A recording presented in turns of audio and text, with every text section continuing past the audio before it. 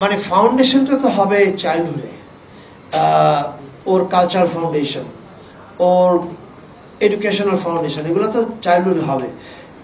আমাদের school system এখন বললেই বলা হবে যে গত 15 বছরের কথা বলা হচ্ছে।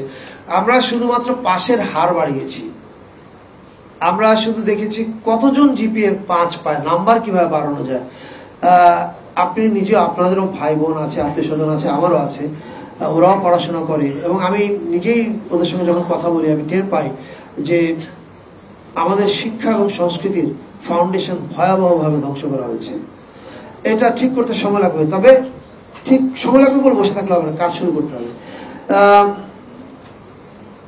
সংস্কৃতি মন্ত্রণালয়ের পক্ষ থেকে এই বিষয়ে আমরা একবার আমাদের শিক্ষা উপদেষ্টার সঙ্গে আমরা ইনফর্মাল আলোচনা করেছিলাম যে আমরা এটা কি করতে পারি। একই সঙ্গে আমাদের তথ্য উপদেষ্টা যিনি আছেন মাহফুজ আলম, তার সঙ্গে আমার ইনফর্মালি কয়েকবার আলোচনা হয়েছে, প্রায় মানে ব্যক্তিগত পর্যায়ে মুখম ইন পার্সন, ফোনে আলোচনা হয়েছে।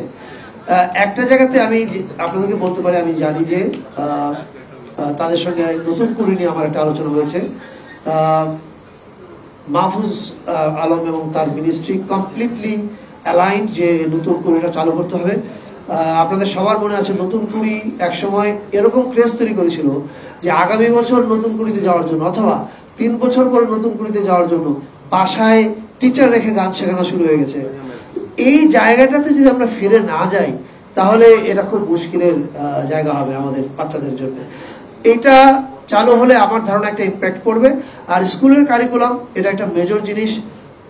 আই থিঙ্ক এগেইন আমরা তো অল্প কয়েকদিনের সরকার, আমার মনে হয় যে ইলেকটেড গভর্নমেন্ট আসলে পরে শিক্ষা ব্যবস্থার দিকে টোটালি তাকানোর সময় আসছে। RICL TMX, যুগের পর যুগ স্থাপনা থাকে মজবুত। আমরা ব্যবহার করিনি এবং বাইরের দুনিয়া প্রজেক্ট করিনি। আমাদের শিল্পকলাগুলো কখনো এগুলো নিয়ে ভাবেনি। আমরা এখন এটা নিয়ে কাজ শুরু করেছি। আগামী 2 মাস পরে আপনি হয়তো মিউজিক রিলেটেড কিছু প্রজেক্ট সামনে দেখবেন। But again I am saying, আমাদের এই অল্প দিনে যে জঞ্জাল গত 54 বছর তৈরি হয়েছে এটা দূর করা সম্ভব না।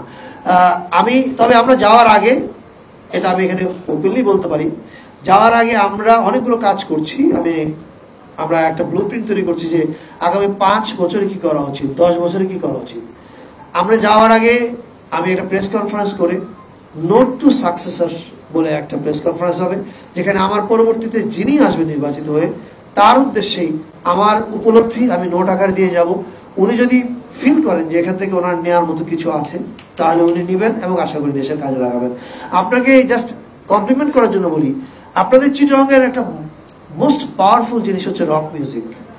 বাংলাদেশের রক মিউজিকে বা যেটাকে আমরা ব্যান্ড মিউজিক বলি, এটাতে সবচেয়ে বড় কন্ট্রিবিউশন চিটাগংয়ের মিউজিশিয়ানদের। আপনি চিটাগং শিল্পকলার সঙ্গে চিটাগংয়ের প্রাণ যেটা রক মিউজিক, তার কোনো সম্পর্ক নেই। দেখুন, দেয়ার ইজ নো কানেকশন। কেন চিটাগংয়ের রক মিউজিশিয়ানরা শিল্পকলাকে তার আখড়া ভাবতে পারলো না? এটা শিল্পকলার ব্যর্থতা, আমাদের ব্যর্থতা। এই জিনিসগুলো আমাদের ক্যান্সার কোথায় এটা আমরা আইডেন্টিফাই করেছি এবং এই অনুযায়ী কিছু ব্লু প্রিন্টও দিব। But again as I said, আমাদের এই সীমিত সময়ে সব পরিবর্তন হতে দেখবেন না, তবে সমস্যাগুলো আমরা চিহ্নিত করে সমাধানের কিছু রাস্তা বলে যাব আমার সাকসেসর যিনি হবেন তার জন্য। Thank you.